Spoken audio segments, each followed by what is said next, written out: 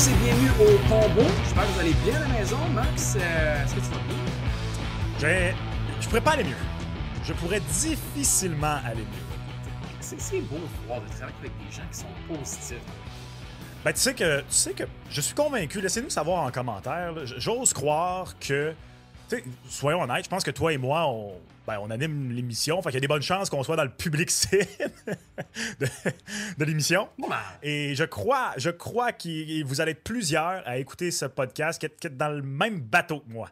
C'est-à-dire le bateau des trentenaires, millennials, Elder Emo heureux parce que cette semaine, My Chemical Romance a annoncé une tournée. Linkin Park a sorti en ce vendredi 15 novembre, jour de l'enregistrement, ce qu'on pensait qu'elle allait plus jamais arriver. Un album. Écoute, je vais tellement bien. La vie est meilleure tout d'un coup. La vie goûte bon. C'est fou quand même de commencer une émission et de parler de My Chemical Romance et Linkin Park en 2024. Mais oui, j'ai pensé à toi cette semaine quand j'ai vu My Chemical Romance. Je me suis dit, Max va être content. La nostalgie, Gonzo, c'est un puissant... Est-ce que c'est une émotion, la nostalgie? Oh oui, c'est un puissant... C'est une drogue, en fait. Ouais. Je sais que dans Inside Out 2, ils le considèrent comme une émotion. Je sais pas si tu as écouté ça avec tes enfants. Oui, mes enfants ont adoré. Ouais. Moi, j'ai pas d'enfants, puis je l'ai écouté quand même, parce que c'est très bon. Ah bon, tu vois. Ben oui. Bravo, Max. Je dis sans gêne que Inside Out 1 est un film qui m'a amené la larme à l'œil. La larme à l'œil. Ah ouais, mais t'es un emo kid, Max. Ouais. C'est correct. Tu regardes le Canadien et t'as la larme à l'œil. C'est... Pour des raisons complètement différentes.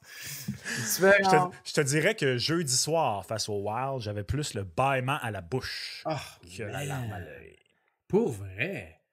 4-2 les tirs après la première période. D'ailleurs, j'ai vu passer, c'est la deuxième fois en quelques rencontres que le Canadien termine avec 2 tirs après une période. C'est pas joli, là, ça. Là. Non, c'est pas chic. C'est pas chic. Puis, je veux pas sonner comme un hypocrite. Je sais que si vous me suivez sur différentes plateformes, j'ai souvent dit que moi, j'ai pas de problème avec un bon vieux 2-1 à l'ancienne. Je suis pas de ceux que, aussitôt à un 6-5, ça l'excite automatiquement, même que j'aime mieux un beau 2-1, duel de gardien, Carey Price contre Henrik Lundqvist, comme on avait à l'époque, un 6-5 ou un 7-5, comme on a eu entre Buffalo et le Canadien, où les deux gardiens n'arrêtaient pas un ballon de plage. Mais Canadien Wild, c'était un peu somnifère. C'était somnifère. C'était pas un duel de gardien. Je suis d'accord avec toi. Un 2-1, duel de gardien, go. Mais ça, c'était un 0-0 puis un 2-0 qui était plate. T'sais. Moi, je prendrais le 7-5 des Sabres. J'aime ça. J'aime ça le jeu offensif. J'aime ça les buts. J'aime ça.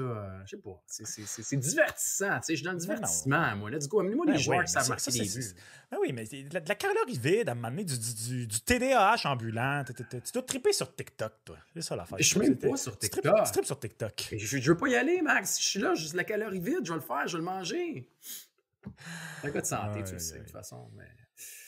Max, on a une grosse émission, oui, parce qu'on va parler du Canadien de Montréal qui te fait bailler et non brailler.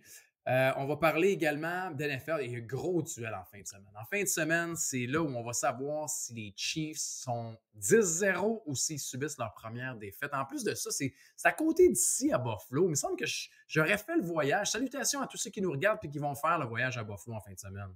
Mais tu le fais pas? Non, je peux pas, malheureusement. Toi? Dommage. Non. C'est pas que je peux pas. Ça, c'était pas dans mes plans. Ah non? Pourtant, c'est le fun d'aller voir la Bills Mafia. Dans quelques semaines. Non? Tu devrais y aller. J'y retournerai même. Si tu as à y aller, c'est une belle expérience, la Bills Mafia à Buffalo. J'en doute pas. Ouais. J'en doute pas. Ouais, mais donc on va parler, on fera nos choix. Est-ce que tu as fait ton choix pour les Chiefs et les Bills? Je te dire là, à l'avance, là, contrairement à il y a quelques semaines où tu as eu de la misère, je pense que c'était quoi le match? Là, mais... Ouais, je sais, c'était contre les Niners, Chiefs Niners. Ouais, c'est ça. Chiefs Niners. Ben, en tout cas, tu l'as dit, on va en parler un peu plus tard, là, mais c'est parce qu'il y a et c'est là où, c'est important. Tu sais, dans la vie, on peut faire des prédictions pour faire des prédictions. Ben c'est bien correct. Facile. Mais c'est là où, et puis c'est ça, nous, notre travail, c'est pour ça qu'on anime le combo. Quand les cotes entrent en jeu, c'est là que ça fait une différence. Ça fait une différence. Et pour moi, pas de cote, mon choix est fait. Je regarde les cotes et là, je suis comme ça me curiose, comme dirait quelqu'un. Curiose. Bizarre. Ça me dit quelque chose, par contre.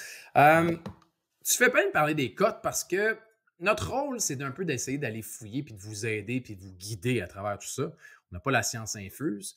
Mais c'est le fun et on vous invite à aller fouiller sur le Mise au jeu plus, miseaujeu.com, aller dans les matchs, dérouler l'écran, allez voir les paris de joueurs, les écarts de points. C'est un buffet à chaque fois, je le dis, mais des fois, pas que des anomalies, mais on essaie de vous guider. Par exemple, Max, cette semaine, Léon jouait contre les Prédateurs. Et tu sais que Léon contre les Prédateurs, habituellement, c'est au moins 2 points. Ça aura pris la prolongation, mais le 2 points de Léon, je l'ai eu jeudi. Sais-tu était à combien? Oui, je le sais parce que je l'ai pas pris, mais je l'ai regardé. Le 2 points était au-dessus de. Il était à 2,5, me semble? 2,65. 65. Non, bon. Moi, j'ai osé un combo, en fait. Oh! Oui, parce que je savais non seulement que Léon allait obtenir 1 point, je savais aussi qu'il allait obtenir au moins 3 tirs, donc au-dessus de 2,5 tirs. C'est rentré en première période, ça, en passant, je te dire. Et j'ai ajouté à ça un petit point de Connor McDavid, parce qu'il allait obtenir son 1000e point. Tout ça, il faudrait que je retourne voir, là, mais ça m'a donné une belle cagnotte, là, largement au-dessus de 2. Là.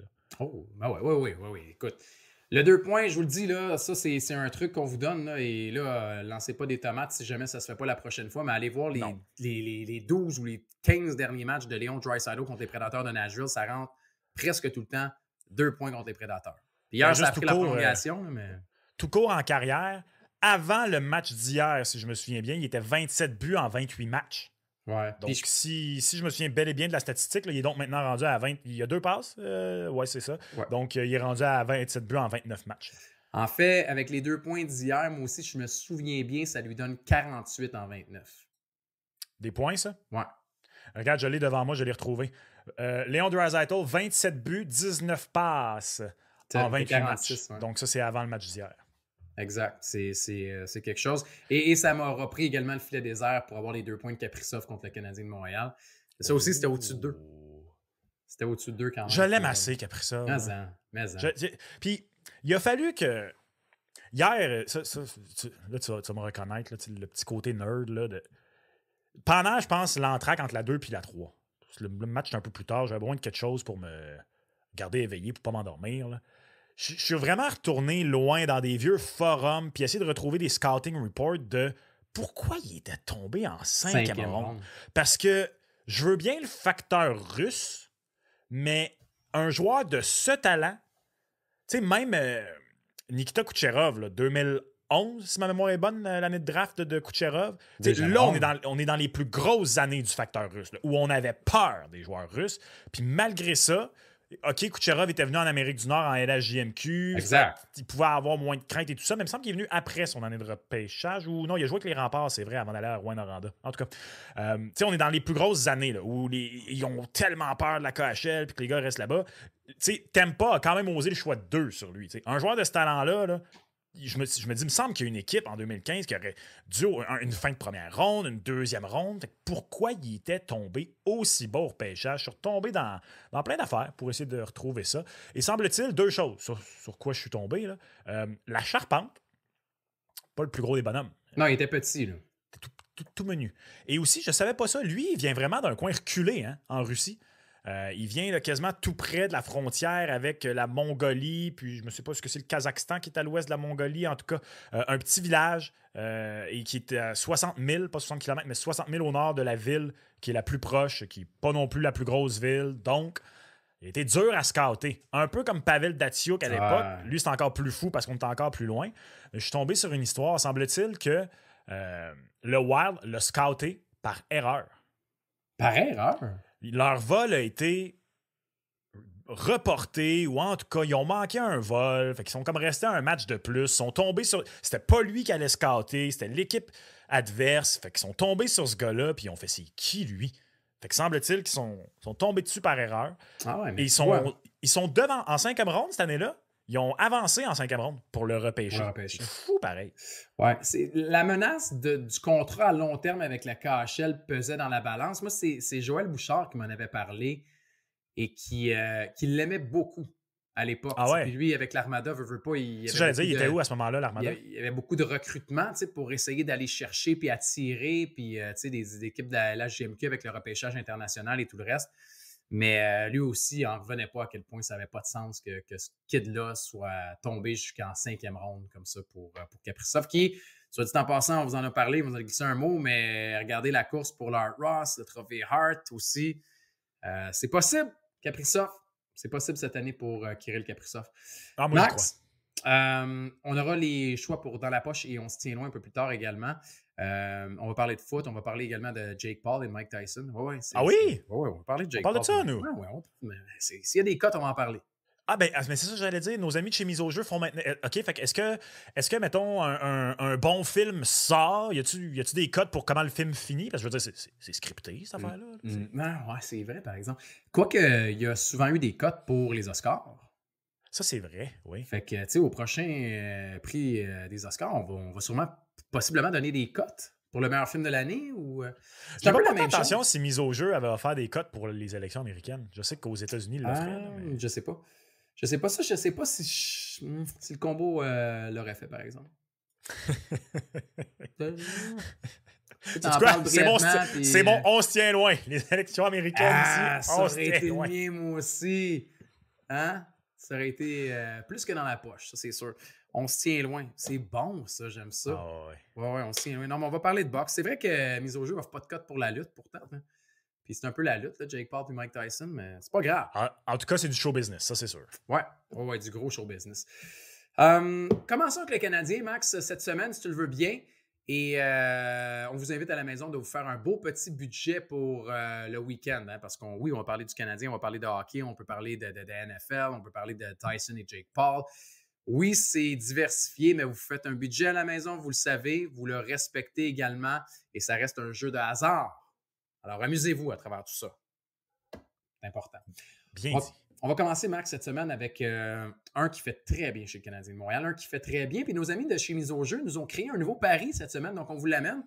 Et vous savez, on a fait des paris de saison depuis le début de l'année avec Cole Caulfield, avec Lane Hutson, avec Mike Madison, Kirby Dach, Sam Montembeault, Nick Suzuki. Il y en a eu une gang, là. Je pense que j'en ai même pas raté un dans la petite enfilade que j'ai fait. Et là, il y en a un nouveau. Brendan Gallagher. Gallagher qui est possiblement la surprise depuis le début de la saison chez le Canadien de Montréal. Tout le monde l'avait tassé, puis c'était fini, Gallagher. Fini, même pas échangeable, oubliez ça. Et là, on a le nombre de buts. Est-ce que ce sera plus ou moins 19,5 buts cette saison pour Brendan Gallagher? La cote est magnifique. Sais-tu, deux choses d'abord, avant d'aller dans l'analyse, Gonzo. Il y a deux choses dont je veux parler. La première, c'est que c'est toi qui m'as appris qu'il y avait cette offre de pari maintenant. Fait que quand tu me dis ça, j'ai commencé par me dire « Oh, attends, il va être à combien? » Fait que là, tu l'as deviné? Avant d'aller cliquer, je ne l'ai pas eu. Je ne l'ai pas eu. J'ai pas eu le bon chiffre, mais j'essayais. Moi, je m'étais dit je vais aller en bas si c'est, mettons, 22,5, puis je vais aller au-dessus au-dessus de 20. Et il était à 19,5 et ma réaction a été « Ah, c'est le bon chiffre. » C'est le bon chiffre. J'ai eu la même réaction. Par contre, ce qui est pas bon, c'est tu sais quoi? Quoi? C'est la cote. Au-dessus de 19,5, c'est 2. En dessous, c'est 1,7. Et pour cette raison, je saute sur le au-dessus. Avec une cote de 2, négligée. Sais-tu pourquoi? Pourquoi? Je me suis dit, bon, d'abord, là, j'aime ça. Tu sais, on a des préconceptions ou sans même que ce soit des préconceptions, on a une petite idée. Je me dis, OK, Brendan Gallagher, tu sais, depuis 3, 4, 5 ans maintenant, c'est plus un gars de 20 buts. C'est plus un gars de 20 buts. C'est juste un fait. Sa dernière saison de 20 buts, c'est avant la pandémie. C'est la dernière saison avant la pandémie. 2019-2020, Brendan Gallagher avait marqué 22 buts. Depuis ce temps-là, 14, 7, 8, 16, 7.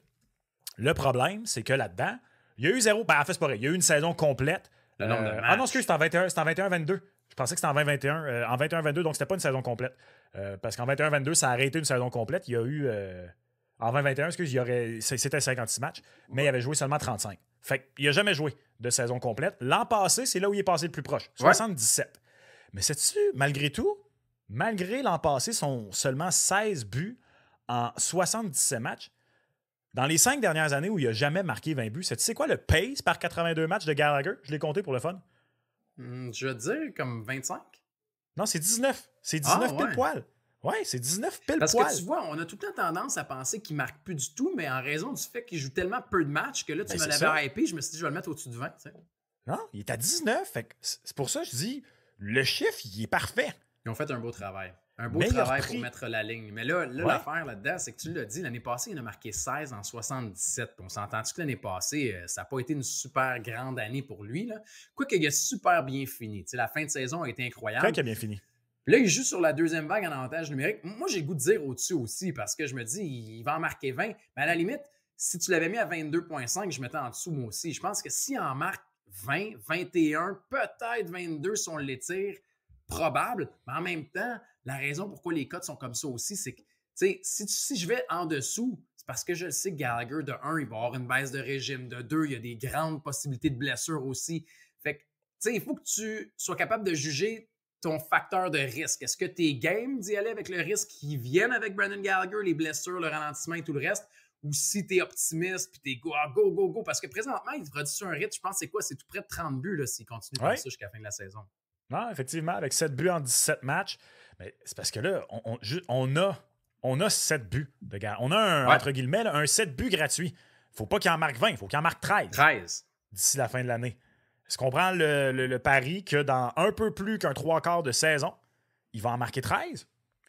Moi, comme tu as dit, la seule chose qui me fait peur pour Brendan Gallagher, c'est une blessure. Puis c'est parce que dans son cas, ça peut venir vite.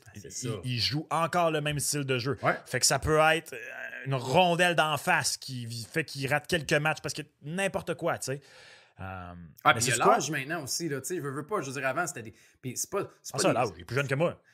Mais tu comprends ce que je veux dire. Il y en a quand même, tu sais. Je veux dire, l'année passée, où il y a 2 ans, on regardait Brendan Gallagher patiner, puis on se disait, qu'est-ce qui se passe? Il aurait besoin d'un autre poumon, là, tu sais. Il manquait de souffle, il faisait des chiffres de 30 secondes, il était à terre, il était rouge, ça n'avait pas de sens.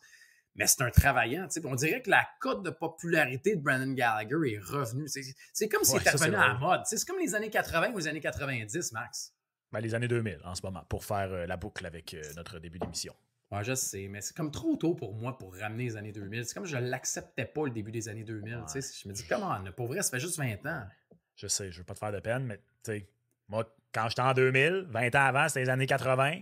Puis les hipsters de l'école, qu'est-ce qu'ils écoutaient? Du classic rock des années 80, puis du Metallica, puis tu sais, c'est ça. Ouais, mais le retour des années 80, il est comme resté longtemps en mode, tu sais, avec les néons, puis les claviers. Ça a comme été long avant qu'on passe au retour des années 90, puis j'étais confortable là-dedans. Les années 2000, je veux dire, ça fait pas assez longtemps. Là. Prenons notre temps pour ramener les modes à la mode. Là. Ouais. Mais je suis désolé, Gonzo, mais l'autre jour, ma blonde et moi, on se promenait sur la rue, puis on a croisé une adolescente, puis les deux, on a fait... Pardon? C'était Y2K sans bon sens. Là. Les baggy pants, puis... C'était à peine si c'était pas des gros DC shoes. Là. Ben oui, c'est revenu. La bonne nouvelle, c'est que j'ai gardé plein de stocks d'il y a 20 ans, fait que je redeviens à la mode, Max. Je vais ressortir mes gros shoes. Oh, qui l'eût cru? Mais c'est vrai, par contre, là, moi, ça... J'ai une petite crotte sur le cœur, Gun. Parce que... Par rapport aux gros shoes ou à Gallagher? Là? Non, on revient à Gallagher, excuse-moi. OK, merci. J'ai une petite crotte sur le cœur parce que on est... À moins vraiment d'être Marc Bergevin, là, je pense, il n'y a pas beaucoup de monde, quand le contrat a été signé, qui n'a pas fait « Ouh, ça va mal vieillir ». La grande majorité des gens s'est dit « Ça va mal vieillir ». C'était unanime, pour vrai. Je suis désolé. Tu sais, on travaillait ensemble à l'époque, puis... Ben oui. Tu sais, on pensait tous, puis on se disait... Ben pas tous, c'est pas vrai. C'était partagé, mais on se disait, et si Marc Bergevin échangeait Brendan Gallagher à sa dernière année de contrat à 3,75 pour ne pas embarquer dans la prochaine erreur? Et finalement, il est allé, écoute, les deux mains dedans, avec la larme à l'œil, puis la relation avec le joueur, tout ça, c'était digne d'un Oscar, là, ce qui a été fait là, par la suite. Mais non, ça a été je l'adore, Gallagher, mais ça a été une grosse erreur pour le Canadien de Montréal. On est tous d'accord. D'ailleurs, c'est une double erreur parce que signe pas Gallagher, tu l'échanges comme tu as dit, tu obtiens quelque chose en retour, et tu signes Philippe Danault. Fermeture de la parenthèse. Parce que ça, c'est correct. Comme je te dis, je suis d'accord, moi aussi. Mais le contrat a fait que tellement de partisans sont tombés sur la tête de Gallagher ces dernières années. C'était plus juste le contrat. Alors que, malgré l'absence de production, tu peux pas reprocher à ce gars-là l'effort. Tu peux pas reprocher à ce gars-là qui continue de se faire mal. Puis il l'a toujours fait. Et là, soudainement, il recommence à marquer. Puis là, tout d'un coup, on recommence à l'aimer. Certains vont même jusqu'à dire qu'il aurait toujours dû être le choix pour le capitaine et pas Nick Suzuki. Voulez-vous bien? Vous étiez tous là, il donnait des coups de marteau sur la tête depuis 2 ans. J'ai une crotte sur le cœur. Non, mais t'es naïf. C'est pas une crotte sur le cœur, c'est une couche pleine. Non, mais... c'est ça, le... Max, oui, c'est ça l'odeur. Brendan Gallagher, je veux dire, ça prend tout le temps un bouc émissaire à Montréal, un souffre-douleur, tu le sais. Et maintenant, dans la Ligue nationale de hockey, on n'évalue pas l'effort du joueur, on évalue le rendement du joueur plus son contrat égale sa valeur. Si Brendan Gallagher faisait 3 ou 4 millions, il n'y aurait pas grand monde qui chiale, ou du moins, il y en aurait moins. Ouais, mais... l'Armia, il y a du monde qui chiale quand il y a l'Armia, mais il n'y en a pas autant parce qu'on se dit, c'est... Ben, il est plus effacé, là, aussi. Oui, mais c'est aussi la moitié du salaire. Il est moins important. Tu sais, dans un plafond salarial, maintenant, c'est tout de suite le premier argument que les gens vont aller chercher. Il fait combien? Je comprends ça. Je comprends ça, mais tu le sais à quel point, moi, je choisissais Jonathan, OK? Jonathan Drouin. Mais même si j'étais dans le coin, je pouvais comprendre le monde plus, même si à certains moments, ça allait trop loin, là, parce que l'effort du bois en apparence, il n'y était pas. Une apparence... À un certain point, je pouvais aussi comprendre envers Carey Price, parce que même si lui, c'est pas l'effort sur la glace, mais la perception de la personnalité de Carey Price, je pouvais la comprendre. Je pouvais la comprendre mieux que quiconque. Il a littéralement déjà pas répondu à une de mes questions quand je faisais le vestiaire. Tu sais, là, comme le gars, puis j'insiste sur le terme en apparence, parce que je pense pas que c'était le cas, avait l'air un peu plus de s'en foutre. Fait que mais dans le cas de Gallagher, comment peux-tu... Je veux dire, trouver la photo de lui dans la bulle, la face toute en sang, puis comment tu pouvais tomber dans la face de ce gars-là? Ça m'a toujours titillé. Veux-tu que je te le dise, Max? Vas-y. 6,5 millions. Ben oui, je sais, 6,5 millions. Puis le fait aussi, c'est que je suis d'accord, là, je pense qu'il n'y a jamais personne qui va lui reprocher son ardeur, son jamais quand tu parles de Gallagher, tu n'entendras jamais parler manque d'effort. Mais son corps ne suivait plus. Son corps ne suivait plus, Max. Tu t'en rappelles? Je veux dire, la volonté, elle peut être là à un moment donné, mais si ton corps est tellement magané qu'il ne suit plus, c'est ce qui faisait en sorte que les gens avaient comme presque pitié, tu sais. Puis là, je ne sais pas ce qu'il a fait. Écoute, son père est un préparateur physique, là. C'est vrai. Mais d'après moi, je ne sais pas quel Kool-Aid il a bu, mais je veux en boire. Je veux en boire. Parce que, clairement, c'est... Puis il insuffle beaucoup d'énergie aussi. On sait que c'est un des meilleurs joueurs à 5 contre 5 que le Canadien a eu depuis des lunes. Je veux dire, avec Dano et Tatar, c'était un bon trio. Un autre qui était excellent à 5 contre 5, un Plekanec également avec qui il a joué. Je suis content pour Brendan Gallagher parce qu'il a mangé de la chenoute, puis je m'inclus là-dedans. Je veux dire, on y a tapé dessus solide, mais là, il mérite ce qui arrive. Donc, si je comprends bien... ça aurait toujours dû être lui qui aurait dû avoir le C. Non, j'ai pas dit ça. J'ai pas dit ça. On a assez parlé de Weber cette semaine, d'ailleurs, avec l'intronisation au temple. T'as-tu quelque chose contre Weber? Non, je trouve qu'on en a parlé en masse, mais... Okay. Non, mais c'est parce que j'ai senti une hargne, une émotion que tu avais besoin de partager. Ben non, je pense que ça place au temple. J'ai des petits doutes. En même temps, je me dis, tu sais, je sais que c'est Monsieur Canada, là, l'homme des montagnes et tout le reste. C'est une petite surprise pour moi qu'il soit rentré à sa première année d'éligibilité. C'est le seul commentaire que je vais faire. Sinon, je pense qu'il a sa place. Contrairement à bien des gens cette semaine qui disaient qu'il n'avait pas sa place, moi, je pense qu'il l'a parce que c'est le temple de la renommée du hockey, non pas juste de la Ligue nationale de hockey. Mais à sa première année d'éligibilité, je suis un peu surpris. Ouais, moi aussi, quand ça avait été annoncé, je l'avais été un petit peu, mais je pense que le fait qu'il est venu à Montréal nous fait un petit peu oublier là, que, je veux dire, il l'a peut-être jamais gagné, le Norris, là, mais il a été nommé à 3 reprises. Il a été top 5 à 1, 2, 3, 4, à 5 reprises. Tu sais, je veux dire, à un moment donné... puis il évolue dans une période aussi, tu sais. C'est correct quand tu dis...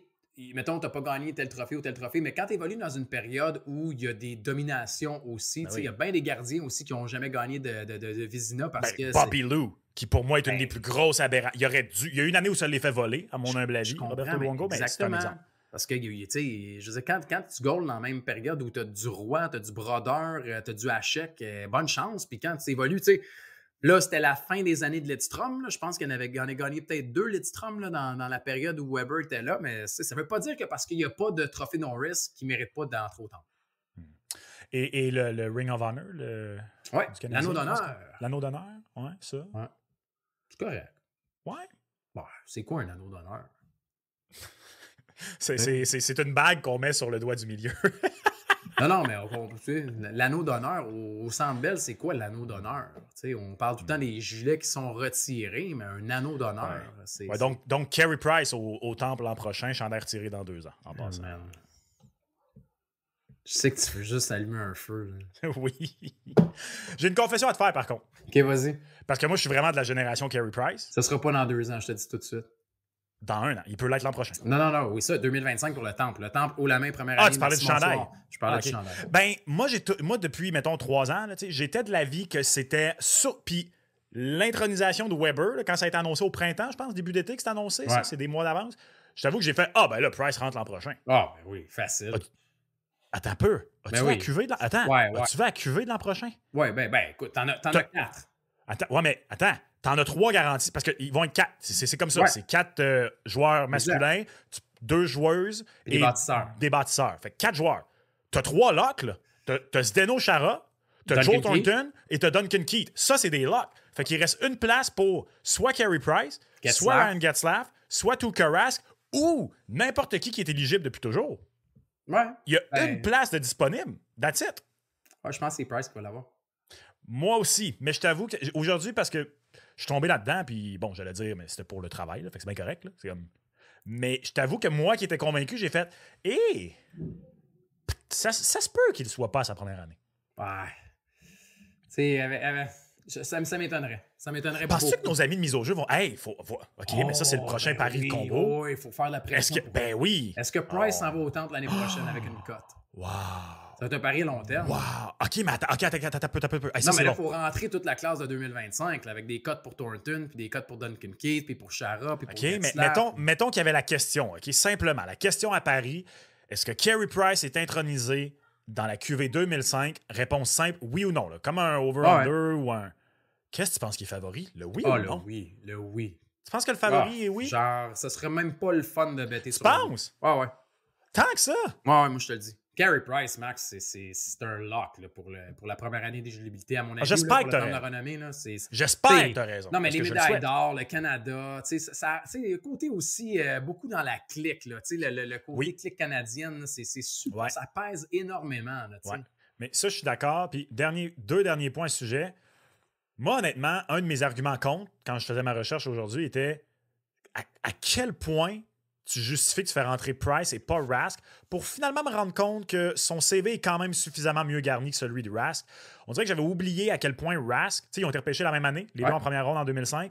Rask n'a pas commencé à être numéro 1 avant 2012-2013 parce que Tim Thomas est encore là. Donc, il y a quasiment 200 matchs de moins de jouer que Price. Aussi. Oui, c'est vrai, il avait été repêché par les Leafs à l'origine. Fait que ça, c'est pour Tuukka Rask. Et moi, je me souviendrai toujours notre regretté ami à tous les deux, Yvon Penneau, qui était électeur sur le Temple.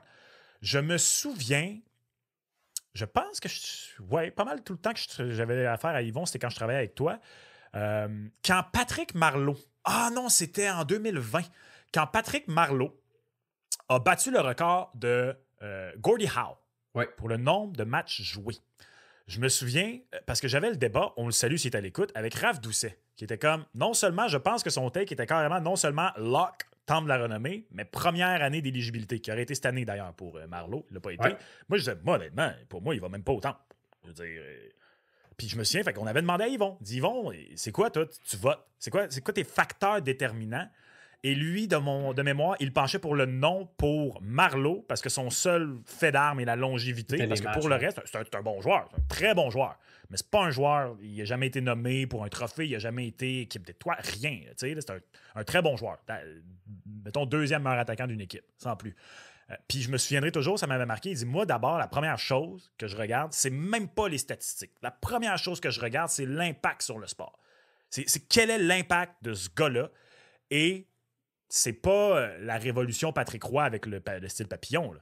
Mais Carey Price est le gardien de but qui a eu la plus grande influence sur les gardiens dans les 10 dernières années pour le style de gardien de but. La façon dont on enseigne la position de gardien de but aujourd'hui, c'est Carey Price qui est montré dans les écoles de hockey, puis tout part de lui. Plus qu'il y a eu moi, je trouve qu'il y a eu un grand impact que Tuukka Rask, qui même si Rask a une coupe Stanley, Carey Price a une plus grande portée. Là. Et puis je parle pas de portée physiquement, là, je parle d'une plus grande portée sur son impact sur le jeu, sur le sport qu'est le hockey. Puis je m'excuse, mais Tuukka Rask n'a pas de coupe Stanley. Il était sur le banc. Il était sur le banc. Non, il y a une coupe. Ouais, mais là, à un moment donné. Alors, Marc-André Fleury a combien de coupes, Max? Ben, il y en a 3, mais il a contribué par contre, contrairement à Rask. Il n'a pas contribué, Rask. Je comprends, mais tu sais, on n'ira pas là, mais bref, on va essayer de faire pression pour vous à la maison pour essayer d'avoir des cotes pour une bonne le idée 2025. de pari. C'est très bon. Un bon brainstorm, Max. Ouais. À la semaine prochaine. Non, c'est pas vrai. On n'a pas fini, mais allez-y pour Gallagher, mais les blessures et le ralentissement, ça peut être quelque chose. Max, on passe rapidement, OK, parce que là, il va falloir accélérer le rythme, mais c'est des belles conversations qu'on a parlé. C'est une très bonne conversation. Je veux qu'on aille sur Lane Hutson, parce que Lane Hutson, on est dans le positif. Vous aurez remarqué chez le Canadien de Montréal, là, on parle de Gallagher, c'est du positif. Là, on parle de positif. Pour vrai, avec toutes les déceptions qu'il y a depuis le début de la saison chez le Canadien de Montréal, s'il y en a un qui, match après match, fait preuve de constance, semble zéro intimidé, que le match soit à la maison ou sur la route, malgré sa petite stature et son très court échantillon de matchs joués dans la Ligue nationale de hockey, c'est Lane Hutson. Je suis au tapis, Max, et j'avais pris en bas de 34,5 points au début de la saison. Et je veux faire mon mea culpa après 17 matchs. Je le dois à Lane Hutson. Lane, je n'ai jamais douté de toi, le joueur, mais je doutais de ta production offensive à tes premiers pas dans la Ligue nationale de hockey. Et malgré le fait que tu n'as pas ta première vague en avantage numérique, tu es capable de me le remettre dans les dents. Bravo, Lane Hutson. Ben, Gonzo, bravo. Parce que ce n'est pas arrangé avec le gars des vues. Je ne t'avais pas mentionné ça, mais je voulais, lorsqu'on allait avoir la discussion qu'on est en train d'avoir présentement, je voulais t'amener un commentaire que nous avons reçu cette semaine sur quand même un TikTok qui date du mois de septembre. Wow! Là, malheureusement, je ne retrouve pas son nom maintenant que je voulais le dire, mais c'est pas grave, il va apparaître à votre écran. Parce que cette semaine, j'ai reçu un commentaire qui dit « Oh boy, ça a mal vieilli! » Oui, c'est mal vieilli. Clique là-dessus. Là, je vois que c'est la vidéo de Lane Hutson. Et là, moi, je me sens... Moi, je t'avoue que je me sens un petit peu insulté. Là, parce que non, mais toi, tu l'encensais, c'est moi, j'ai quand même dit au-dessus de 82 points. Il me semble que, personnellement, mon opinion sur Lane Hutson n'a pas si mal vieilli que ça. Oh, 82 points. T'as pas dit 82 points, Max. Excuse, je veux dire 42. J'ai dit 82? Ouais, c'était 34 au début de la saison, il me semble. Puis après, c'est monté à 44 de mémoire. Ouais, mais moi, j'ai dit... ma prédiction était 42 points. Okay. Donc, je prenais le over. Exact. Ça me semble. Il est on pace pour 50. 42 points versus 50, ça n'a pas si mal vieilli que ça.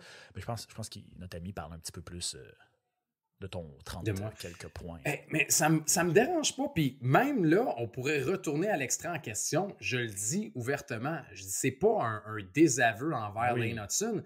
Ce serait normal qu'un défenseur qui sort des rangs collégiaux américains, qui est de petite stature, débarque dans la Ligue nationale puis se tape une saison de 30 points. C'est correct. Ça ne veut pas dire que c'est un flop. Ça ne veut pas dire que ça a été une mauvaise saison. Ça veut dire que c'est une courbe d'apprentissage puis que ça va bien aller pareil. Je pense que Lane Hutson va devenir une pièce importante. Mais ce qu'il fait au niveau de la récolte et même au niveau des jeux qu'il prend avec confiance, d'aller derrière le filet là, dans la Ligue nationale de hockey dans un match sur la route comme il a fait contre le Wild, là, c'est pas n'importe quel défenseur de petite stature qui serait game d'aller là. Il y a du front. Quand il a recoupé et qu'il a fait sa cuillère, là, il est rentré vers l'intérieur entre le joueur et le poteau. C'est très rare qu'on voit ce genre de comportement-là. Moi, je l'admets pour vrai. Mais moi, l'as-tu vu en personne, toi, depuis qu'il est arrivé? Non. Moi, je l'ai juste vu à Brossard. Et une de mes premières observations, on s'entend, je ne suis pas dans le vestiaire, là, mais à Brossard, tu es plus proche, à moins que tu aies des très bons billets au Centre Bell, tu es plus proche que si tu es sur le press box. Tu es l'équivalent, mettons, d'un rouge. Là, et une de mes premières observations, il était côte à côte avec Logan Mailloux, puis c'était de le regarder et me dire, il n'est pas si petit que ça. Je m'attendais vraiment à un tout petit, tout menu. Et déjà en grandeur. Il est menu, Max. Il est très menu. Mais attends un peu. Il n'est pas 5 et 8. Il est plus grand que ça. Il est au moins 5 et 10 déjà. Ouais. C'est ça. Puis, il a quand même des bonnes épaules. Il a quand même... C'est pas Cole Caulfield. Moi, d'après moi, tu mets côte à côte, lui, puis Caulfield, là, il est plus large. Des bonnes cuisses. J'aimerais les voir un à côté de l'autre. Tu vois, ça, c'est le genre de choses où je me dis, moi, j'ai pu aller dans le vestiaire non plus. Là, malheureusement, j'en fais plus de vestiaire. Mais si j'ai à y aller cette année, là, ce serait une des choses que j'aimerais voir. Un Lane Hutson en personne, voir au niveau de la morphologie. Ouais. Parce que moi, une des choses que j'aime beaucoup, c'est de voir qui est les stats boostés. Là. Ben ouais. Parce que je peux te dire que des gars de 6 pieds 2, j'en ai croisé qui étaient plus petits que moi, puis je suis pas 6 pieds 2. C'est ça. Qui a pris les mesures avec les patins? Là? Ouais. Moi, un de mes exemples préférés, les roches dans les poches. Tu te souviens de Noah Jolson? Parce que Noah Jolson, c'était l'inverse. D'après moi, il l'avait pas remesuré ni pesé depuis le repêchage. Parce que à ce moment-là, il était enregistré là, sur la feuille à quelque chose comme 185 livres, ce qui est 10 livres de plus que moi. Puis je te jure, je le regardais, je me disais, si ce gars-là est 10 livres de plus que moi, il est vide en dedans parce qu'il était pas mal plus que 185 livres. Ouais. Il était costaud. Là, il était au moins 200-205 livres. Écoute, Marc Bergevin aurait dit il est épais. Une belle épaisseur. Une belle épaisseur. Il est épais. Tout ça pour dire sur Lane Hutson, le cadre, ça prend un petit peu de il y a du monde qui sont game d'embarquer dans le bandwagon pour Lane Hutson. Mais il est dans la course, pour vrai. Il est dans la course. Quand on regarde les différentes cotes depuis le début de la saison pour les joueurs, vous allez voir qu'il est là. Puis sa cote a relativement bougé, je dirais, Max, aussi depuis le début de la saison parce que de mémoire au début de l'année, est-ce que tu te rappelles de sa cote? Non, mais je peux te la sortir parce que j'ai les archives de tous nos graphiques. Faut juste que je trouve dans quel épisode. Mais elle était à peu près à la même place, je te dirais. Parce que je me rappelle que Celebrini, Stankoven, Mishkov étaient là les 3 premiers. Ouais. Et Lane Hutson était le 4e. Lane Hutson, pour les gens à la maison, aujourd'hui, après 17 matchs du Canadien de Montréal, il est à 9 fois la mise. Je l'ai trouvé. Il était à 9. Il était à 9 fois la mise. Par contre, à 9 fois la mise, il était derrière Mishkov, qui était favori, Celebrini, 2e, Stankoven, 3e, et à égalité au 4e rang, c'était Cutter Gauthier et Will Smith, qui n'est vraiment plus dans la course à l'heure actuelle. Eux, maintenant, sont à 40 fois et 50 fois la mise. Ouais. Donc, la cote n'a pas bougé pour Lane Hutson, mais l'endroit où il se trouve, il a légèrement monté. Donc. Moi, je trouve que c'est une belle cote pour Lane Hutson pour le partisan du Canadien de Montréal. Oui, très attrayante. Est-ce que tu serais game de mettre un montant dessus? Honnêtement, en ce moment, il est encore temps, à mon avis, pour, je dirais, 2 raisons. La première, c'est bien que Mishkov et Stankoven ont une légère avance, à mon avis. D'ailleurs, c'est pourquoi ils sont les 2 favoris. Ouais. Elle n'est pas encore dramatique.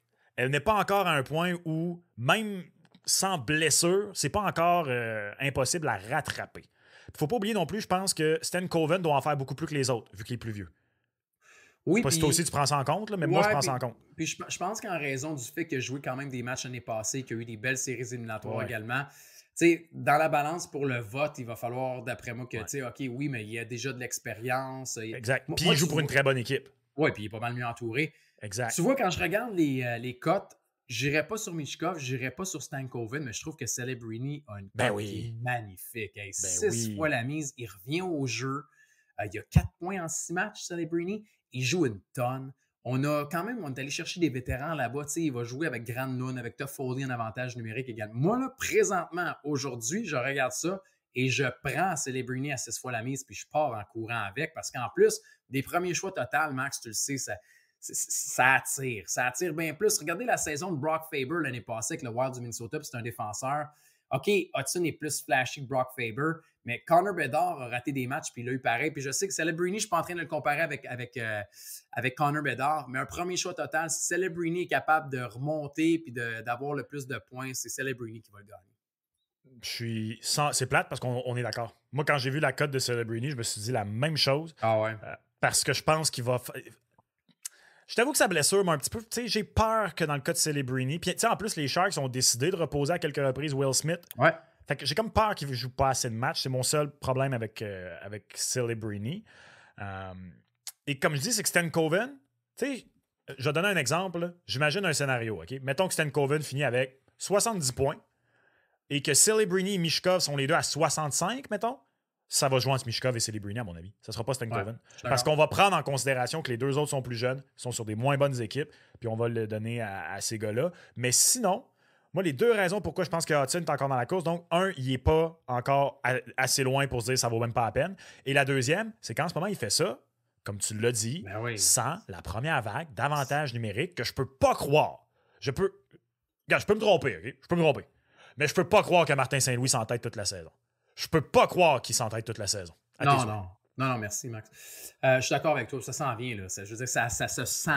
Ça se sent, ça se voit. C'est rendu touchable ou presque. Non, mais il est à ce point-là meilleur. Oui, puis, tu sais, c'est rien contre Madison. Quand il y a les 5 contre 3 en fin de match, on le voit aussi. Puis on voit les résultats. Puis imagine quand il va faire des passes à Suzuki, à Caulfield, à Slavkovski, à quel point, je veux dire, c'est rien contre le monde qui joue avec sur la deuxième vague, mais quand tu as une deuxième vague avec Armia, avec des Gallagher et compagnie, des fois, ils sont surpris des passes de Hudson parce qu'ils n'ont pas vu arriver. Je peux pas croire que dans tous les joueurs que tu viens de nommer, à mon humble avis, tu n'as pas nommé le premier coupable. Kirby Dach? Non. Ouais. Alex Newhook. OK, tu parles sur la deuxième vague. Okay. Hey, remplace Alex Newhook, pas par Austin Matthews. Là. Remplace juste par Slav ou Suzuki à ce spot-là. Là. D'après moi, déjà vague. Là tu ajoutes 4 passes. Ça a l'air de rien, mais sur le petit échantillon, 4 passes, il est à 14 points au lieu de 10. Là. Moi, écoute, je suis pas le plus grand fan de Newhook. Là, fait que je vous avoue arriver ici avec un billet BIAIS négatif. Ouais. Mais encore hier, à m'amener la passe, puis Newhook, il a l'air de moi en Beer League le lundi à 10h28 le soir. Là. Ouais, un peu plus rapide quand même, là, je te dirais, mais c'est correct. Pas tant que ça, j'ai un bon coup de patin. Ouais. Écoute, on fera un tour de glace contre Alex Newhook si tu veux. Mais avec plaisir. Disons-le ainsi, puis on va passer à autre chose. Ce sera peut-être pour un prochain combo. Mais les 2 acquisitions des dernières années de Hughes Gorton paraissent moins bien qu'elles l'ont déjà été, disons. Et je parle ici de Newhook et de Kirby Dach. Ouais. On va faire attention par contre, Gonzo, parce qu'en commentaire sur nos commentaires à nous, sur Dach, ça a été sévère. Ouais, ça a l'air qu'on le... Attends, je cite ici, là, Habs fan 0, qui était surpris de voir à quel point certains ne savent pas de quoi ils parlent. Parle de toi. Ben merci. Salutations. Ouais. D'abord, merci d'écouter, on l'apprécie quand même. Ben oui. C'est un peu sévère, par contre, Habs Fan 0. Bah oui, mais regarde, je veux dire, si ça vient de quelqu'un qui s'appelle Habs Fans en partant, je pense que peu importe le commentaire négatif à l'endroit d'un joueur du Canadien de Montréal, on recevrait des tomates. C'est correct, c'est ça le sport, c'est d'échanger et d'avoir du fun à travers tout ça. Mais je souhaite que Kirby Dach se replace et que ce soit le deuxième centre tant recherché pour le Canadien de Montréal, parce que sinon, Habs Fans, tu vas reculer ta reconstruction. Là. Dans l'entre-saison, il va falloir retrouver un autre deuxième joueur de centre. Fait que, c'est ça. On verra. Hein, Max? Hey, on passe aux Jets? Je suis d'accord sur toute la ligne. J'ai rien à ajouter. OK. Ligue nationale de hockey, Jets de Winnipeg. Bon, on a perdu la deuxième défaite là, contre le Lightning de Tampa Bay avec Comrie qui était devant le filet. Mais sinon, les Jets, quand on regarde les cotes pour la Coupe Stanley, ou même, on pourrait dire même les cotes pour la division centrale, est-ce que les Jets sont pour de vrai? Comment? Pour de vrai. Okay. Il y a des guillemets pour ceux qui regardent en format vidéo. Oui. Parce que c'est une expression qui ne vient pas de mon phrasé quotidien, disons-le ainsi. Je comprends. Crois-tu, Max, aux Jets? C'est ça la vraie question. Je crois aux Jets pour la centrale, à 400%. Je crois aux Jets pour la centrale. La cote est tout petite en ce moment. La cote des Jets pour gagner la série, pas la série, la centrale est à 2. Oui, je pense, ceci étant dit, c'est ce que j'allais ajouter. Vous avez manqué le bateau, par contre. Malheureusement. Déjà, à ce stade-ci, vous avez manqué le bateau. Elle était beaucoup plus alléchante au début de la saison. Pour la Coupe Stanley, par contre, je suis pas encore... J'irai pas là en ce moment. Et je n'y vais pas parce que j'ai trop de bagages pour justifier de ne pas y aller. J'adore Connor Hellebuyck. Je suis un gars de Connor Hellebuyck. À ce stade de la saison, ça va prendre un désastre pour pas qu'il gagne un deuxième Vézina de suite. Ce qui serait son 3e en carrière, d'ailleurs. En saison, Max. C'est rendu en série qu'on veut qu'il nous... Ben voilà. Moi, puis j'étais un gars d'Hellebuyck, puis j'étais un de ceux qui disait l'an passé encore, j'étais comme, il va vous le montrer en série, il va vous le montrer. Il l'a pas montré. Puis moi, c'est même pas ça qui m'a dérangé. C'est quand il est arrivé en point de presse avec sa tuque, je m'en souviens. Là. Ouais. Puis qui dit, avec la marque de chasse que je connais pas, mais mon père, il a la même marque, là, l'espèce de chevreuil dessiné. Là. Et il arrive. Je peux pas t'aider, Max. Non, je sais. Il y a sûrement des chasseurs là, à l'écoute. J'allais dire des chasseurs-cueilleurs. Il y a sûrement des chasseurs à l'écoute qui savent de quelle marque que je parle. Vous pouvez me le dire en commentaire. Mais il est arrivé et il a dit, vous allez pas me croire, mais moi, je filais que je jouais mon meilleur hockey à la vie dans cette série-là. Bon. Non, je te crois pas, man. C'est impossible, tu penses ça. Je te dis. Quoi? Quelle mauvaise auto-évaluation.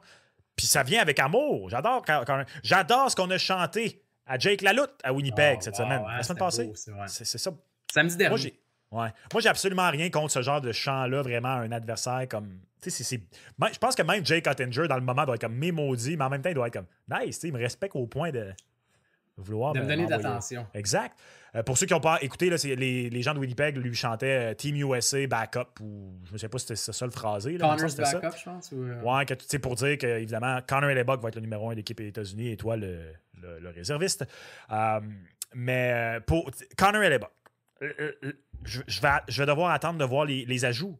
Je peux pas croire que cette équipe-là, avec cette profondeur-là au centre, s'en va loin en série. L'an passé, on avait ajouté Monahan, on avait ajouté Toffoli. Là, en ce moment, pour les joueurs de location, je veux dire, Winnipeg ne devient pas le club Med demain matin, là, on s'entend, pour signer à long terme. Mais pour des joueurs de location, destination de choix. J'y crois pour la centrale, je pense malheureusement que c'est passé. La cote est à 16, par contre, pour la Coupe. Ça doit, hey! Ouais, mais j'y crois pas, Max. Pour un club qui a 2 défaites à ce temps-ci de l'année. Ouais, c'est beaucoup, mais... Ouais, mais ça revient à une chose. Je veux dire, tu peux avoir la saison la plus dominante que tu veux puis gagner le trophée Vézina. Si tu t'écroules comme tu t'es écroulé l'année passée, ce gars-là m'a jamais prouvé qu'il est capable de gagner en séries éliminatoires. C'est vrai. J'aime mieux prendre un mulligan, à la limite, me dire j'aurais dû les prendre à 16 fois la mise, puis qu'ils me remettent dans les dents, puis l'année prochaine, je saurai, puis la cote sera moins alléchante. Mais la raison pour laquelle la cote est encore à 16 puis ils sont 15-2, c'est parce que les gens se disent Connor Hellebuyck ne nous a jamais rien prouvé en séries éliminatoires. Pour te parler de la ligne de centre, puis on peut même regarder la brigade défensive qui est suspecte en étant très efficace. Elle est belle, cette brigade-là. C'est un jeu d'équipe, un jeu d'ensemble, mais c'est pas l'équipe non plus avec la meilleure brigade défensive. Je crois qu'à la date limite, ça va être une équipe active qui va sûrement aller chercher un joueur de centre qui va possiblement... Tu sais, ils ont une bonne profondeur à l'attaque, mais tu as besoin d'un autre joueur de centre pour les séries éliminatoires, puis possiblement un autre défenseur. Mais pour la centrale, tu vois, moi, je trouve qu'il y a des cotes qui sont... Au niveau de la valeur des cotes, là, pour la centrale, je comprends qu'ils sont loin, mais, tu sais, même le Colorado, je regarderais peut-être... Non. Mais non, tu crois encore à l'Avalanche pour gagner la division? Non, mais ils ont tellement été blessés, Max. Puis je le prendrais pas. Je le prendrais pas si la cote était à 2, OK? Mais puis c'est la raison pour laquelle je t'ai même pas parlé du Wild qui est à 5,25 parce que je pense que le Wild peut pas tenir comme ils font présentement. Puis d'ailleurs, tu sais, ça prend une coupe de... Tu sais, mettons, le Zuccarello part 3-4 semaines. Puis... Je crois plus au Wild que l'Avalanche. Ah, pas moi. Ah non, vraiment pas. Ah, hey, non. Faudrait que l'Avalanche... Attends, t'es en train de me dire que tu penses que le Wild va finir en avant de l'Avalanche cette année? Ouais. OK. Pizza. Pizza? Solide. Ah, let's go! Ben oui. Attends, là, regarde ça, je t'ai pas montré ça. Maintenant, pour être sûr de rien oublier, regarde. Hey, mon petit calepin. Tu me niaises. Non, c'est important parce que j'oubliais. Hey, c'est drôle. Il y a une couple d'années, j'avais amené, je pense, un agenda. Un instant. C'est pas la même chose. C'est pas la même affaire. Tu sors quand même ton petit calepin. Je sors mon petit calepin parce que c'est beaucoup plus facile pour moi.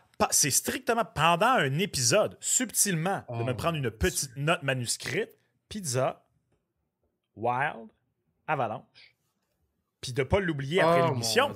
C'est tout. J'ai pas un agenda papier. J'utilise Google Calendar comme les personnes civilisées. Bienvenue dans le monde des adultes. À bientôt 33 ans, il était temps, diront certains. Je veux dire, la personne la plus célèbre de tous les temps est morte à mon âge. Colin. Jésus-Christ, au cas où c'était pas clair. À ton premier rendez-vous, tu leur diras que j'attends mon appel pour rentrer dans le club aussi. Là. Quel rendez-vous? De quoi on parle? Du club des adultes. Bon. Colin, c'est pas... Sais-tu qu'est-ce que je me suis fait dire cette semaine dans mon équipe de hockey? Je parlais avec notre gardien, on est les 2 premiers arrivés. C'est le seul quarantenaire de l'équipe. Parle genre, parle de ses enfants. Puis là, à un moment donné, il dit tu vas voir quand tu vas en avoir. Puis je fais le faux insultant en disant qu'est-ce qu'il te dit que j'en veux? Puis il me regarde avec un sourire quasiment moqueur en disant oui, on doit être un père de famille, toi. Oh, wow! Puis t'as pris ça comme une insulte. C'est tellement un compliment. Non, au contraire. Sur le coup, j'ai fait hey! J'ai fait attends, c'est gentil, ça, merci. C'est bien. J'ai fait c'est mais tu vois, ça devient. Ça aurait été peut-être une insulte il y a quelques années pour toi, puis aujourd'hui, c'est devenu un compliment. Ça veut dire que tu évolues, Max. Et je suis fier de toi. Je pense pas que je l'aurais jamais pris comme une insulte, ceci étant dit. Ben, ça dépend ça dépend comment tu te le fais dire. Ce sera pour une autre discussion, là, mais il y a un contexte dans lequel c'est une insulte, ça. Là. Peut-être. Mettons que tu viens de faire une joke plate. C'est pas... Ouais, mais c'est de l'interprétation. Après, c'est des théories de la réception, Max. Bienvenue au combo. Hein? Là, on est dans les théories de la communication. Cette émission, ce podcast sur les coachs de vie. C'est un podcast intellectuel, hein? Très recherché. Ici, on ne ferait pas d'erreur de déontologie. Ça, c'est sûr.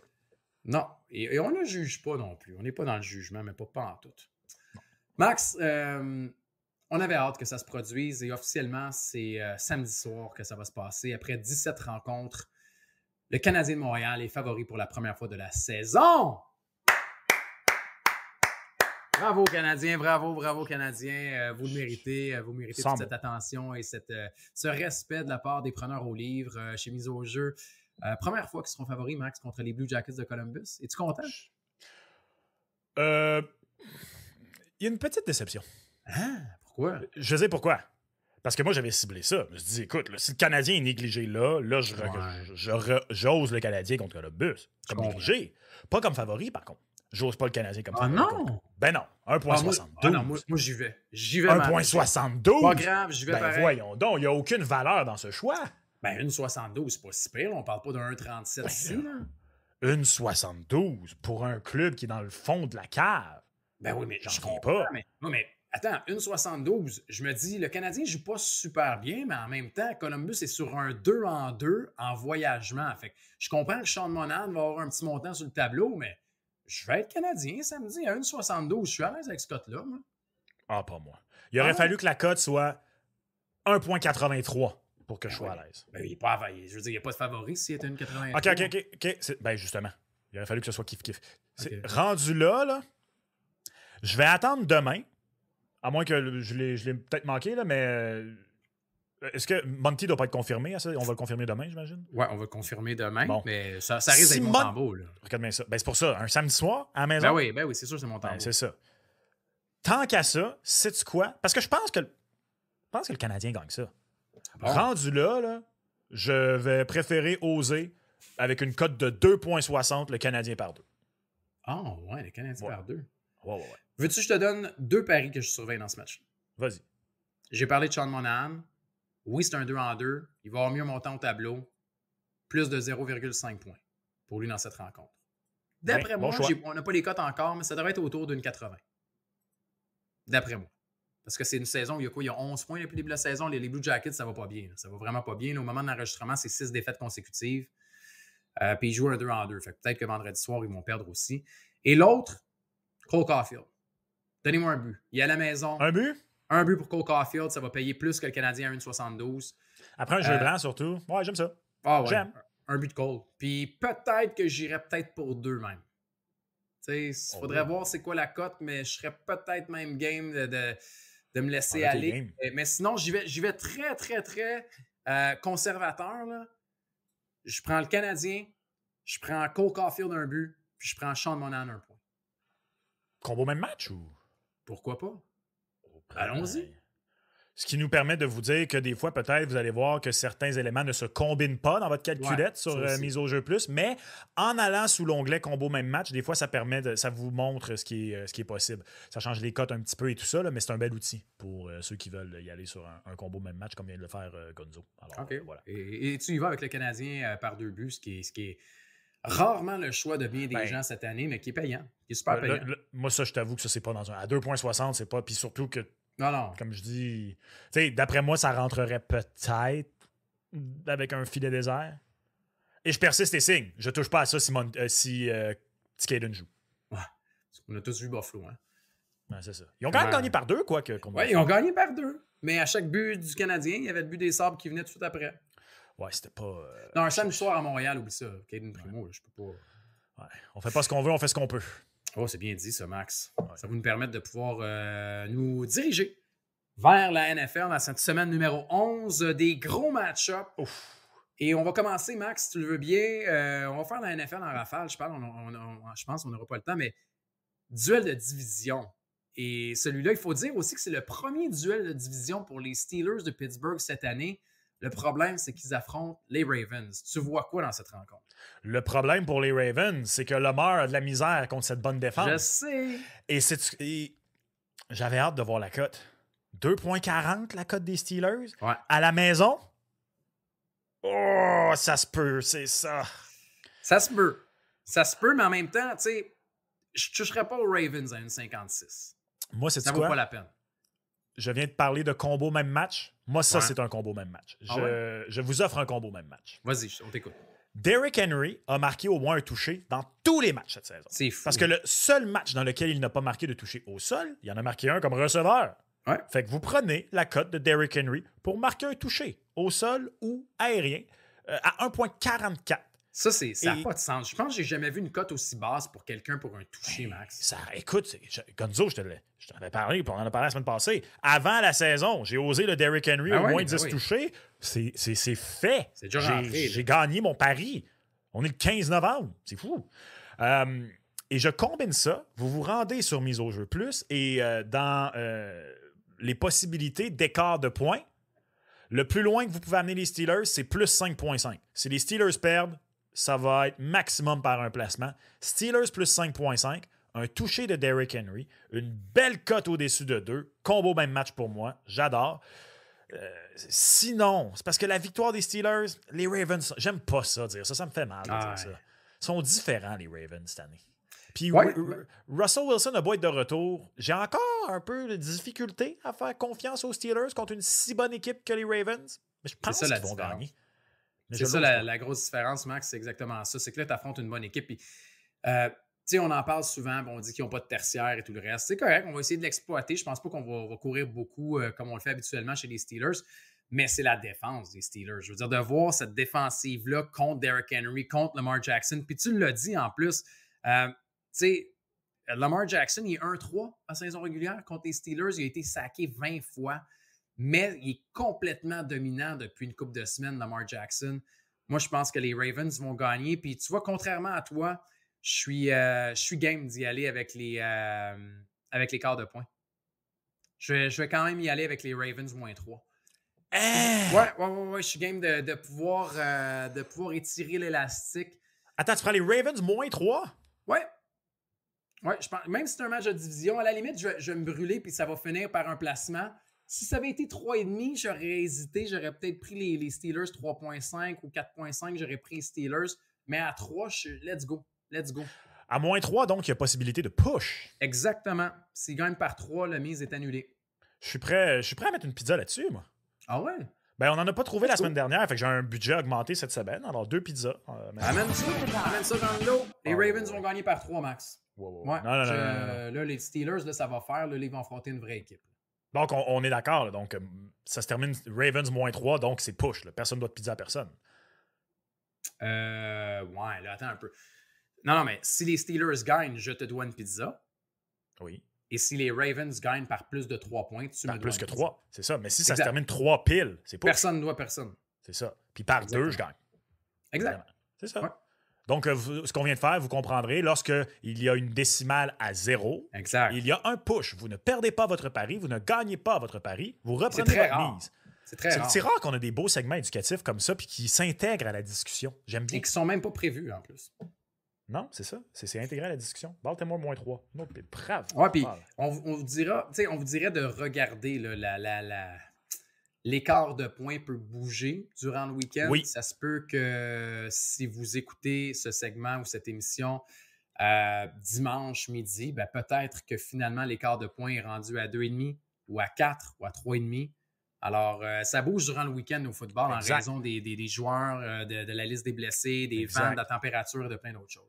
Mais une fois que votre pari est pris, votre pari ne bouge plus. Alors, comme même si l'écart descend à 2, Gonzo ne peut pas dire que c'était rendu à 2. Non, le pari est pris à 3. Ah non, je me défilerai pas, le Max. Là. Non, je sais. C'est pas grave. Est-ce que tu vas te défiler cette semaine pour ton choix des Chiefs? Les Chiefs contre les Bills. Écoutez, ça va être magnifique. L'équipe sans défaite, OK? Invaincue de l'autre côté, les Chiefs. Et à la maison, les Bills qui n'ont pas perdu encore en plus. C'est un choc de titan. Pat Mahomes contre Josh Allen. Tu prends qui, Max, en fin de semaine? D'ailleurs, la semaine passée, Gonzo, je ne peux pas croire, un walk-off botté bloqué a sauvé mon Survivor. J'avais les Chiefs. Oh! Je te jure. J'ai pas respecté une de mes 3 règles d'un Survivor, puis j'ai failli me brûler. Et les Chiefs avec un walk-off... J'en ai parlé en début d'émission. Les Chiefs vont pas être parfaits cette année. Là. Non. C'est là qu'ils perdent. Mais là, j'ouvre les jeux plus. Ils sont négligés à 2,05. Tu as une équipe invaincue à ce stade de l'année négligée à 2,05. Parce qu'ils sont sur la route. Tu sais. 2,0. Ça me parle. Mais j'ose pas. Ça va être une... Regarde. Si, à des fins de prédiction, je prédis une victoire des Bills, mais je ne toucherai pas à cette prédiction-là. Je préfère le total de points, par exemple, ou des paris sur les joueurs. Ben, présentement, les Bills à 1,77, les Chiefs sont négligés à 2,05 et là, la ligne a changé un petit peu. Les Bills sont par 2. 2, et pas 2,5, et par 2. Mais c'est à 1,83. Est-ce que tu vas vraiment risquer l'écart de points quand on dit ce genre de match-là, ça pourrait se terminer par 1 point ou par 2 points? Parce que dernière équipe que le ballon gagne. Oui, tellement.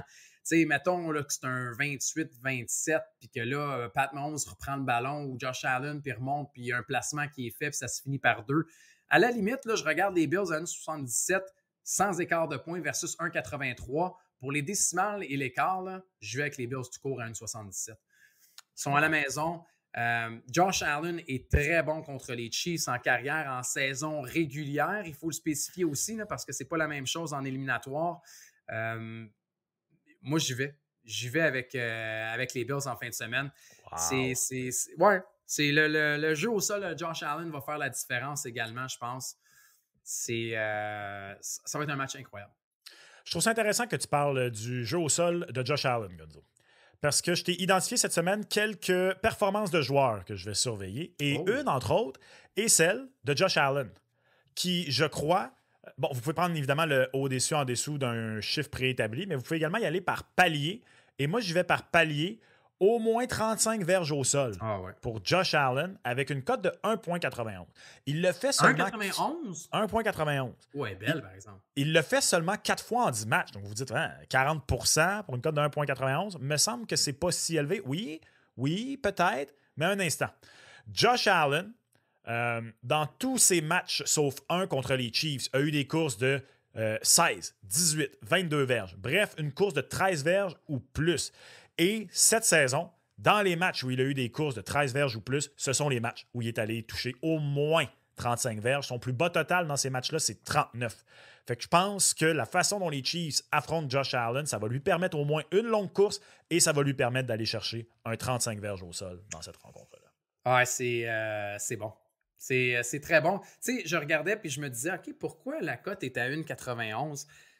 Parce qu'il faut le dire, là, puis je suis allé fouiller pendant parce que je les avais dans mes notes, mais en 7 matchs, écoutez bien ça, en 7 matchs en carrière contre les Chiefs, et ça compte les 3 matchs en éliminatoire. Josh Allen a 16 passes de toucher, 3 interceptions. C'est beaucoup. Et également, je trouve que même la défense des Chiefs a eu des petits ratés dernièrement. Puis c'est du Bo Nix, c'est du Baker Mayfield, c'est pas du Josh Allen. Mais la raison de la cote, c'est que j'ai la moyenne. Les Chiefs ont donné en moyenne 76,8 verges par la course à leurs 4 derniers matchs, en moyenne. C'est très peu. C'est très peu. Alors, on leur donne vraiment, là, je pense qu'il y a un respect aussi en raison de... Il y a un respect. Oui, il y a un respect. Il y a un respect, mais je pense que ces verges-là vont venir de Josh Allen. Ah, et j'en ai un autre bon pour toi. Vas-y donc. Ça, vous êtes là pour ce genre de statistiques-là. C'est pour ça que vous écoutez le combo. Ça, c'est du gros stock. Jonathan Taylor. Ouais. Avec les Colts. Retour de Anthony Richardson cette semaine au poste de corps. On l'a benché. On espère qu'il va avoir retenu la leçon. Et Jonathan Taylor en est le plus content, Gonzo. Sais-tu pourquoi? Pourquoi? En 5 matchs complets, lorsque Anthony Richardson est au poste de corps pour les Colts cette saison, les Colts tentent en moyenne moins de 26 passes, légèrement en dessous, donc 25 et des poussières, et presque 28 courses par match. Lorsque c'est Joe Flacco qui a les mains sous le joueur de centre, c'est le contraire. 35 passes, 24 courses.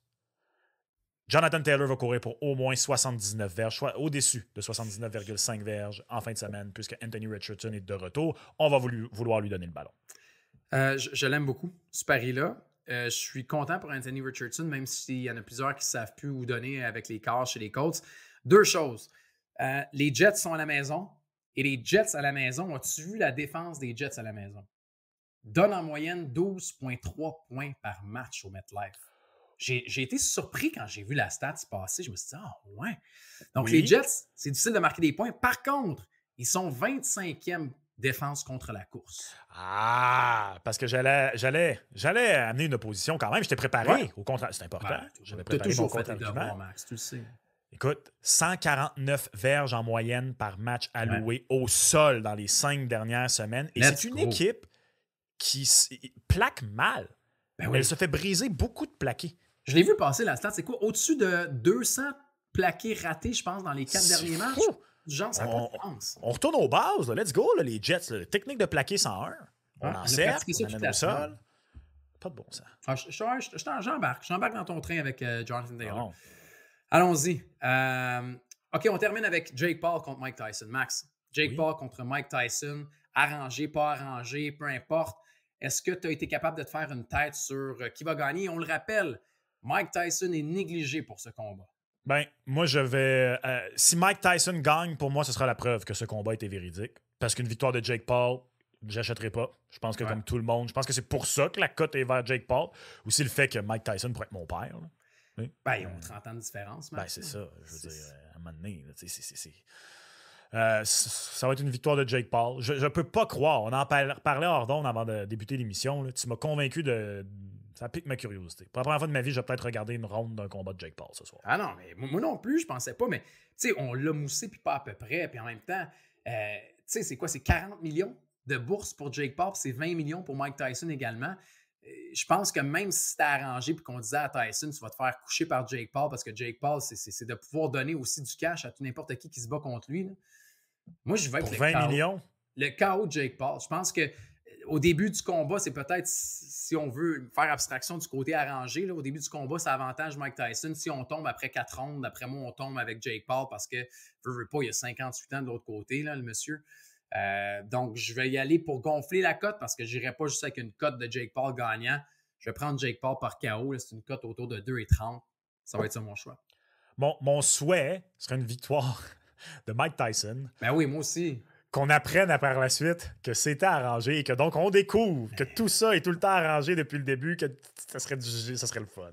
Non, mais ça serait fou. Là. Les fils se touchent, il se souvient plus du script, puis finalement, il laisse partir un crochet de gauche, puis il l'allonge de tout son long.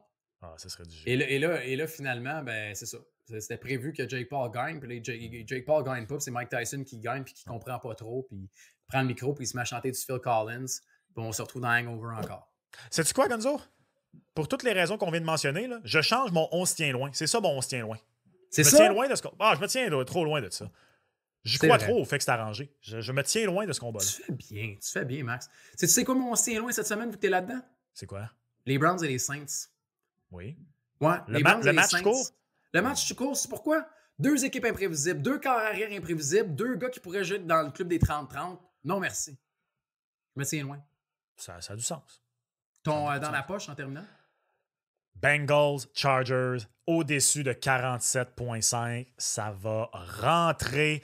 Oui, ça va rentrer. Écoute, l'attaque, je comprends là, mais les problèmes défensifs, mais l'attaque de Cincinnati, d'ailleurs, quand est-ce que tu recommences à aimer Ja'Marr Chase? Là? Ça n'a pas de bon sens. L'attaque des Bengals, ça va être bien correct. La défense des Chargers, oui, a affronté Pat Mahomes, mais Pat Mahomes, cette année, c'est pas aussi bon. Elle n'a pas affronté une attaque de même. Puis de l'autre côté, Justin Herbert, il est capable de répliquer. Les Chargers, récemment, ont marqué du 26, du 27, du 27 points. Fait que, tu sais, quelque chose de même, là, un 28 ou un 30-27, ou, regarde, ça rentre. Au-dessus de 47,5. C'est beaucoup de points contre les Chargers qui n'ont pas donné plus de 21 points cette année, d'ailleurs. Je sais pas. Ils n'ont pas affronté une bonne attaque comme ça. Je le souhaite. Ça nous prend absolument cette victoire en fin de semaine. Donc, Max, merci de parler des Bengals. Bon, dans la poche, je vais aller avec les Rangers de New York qui jouent avec le feu dernièrement. Ouais, mais ils vont avoir une belle cote en raison des récents insuccès des Rangers.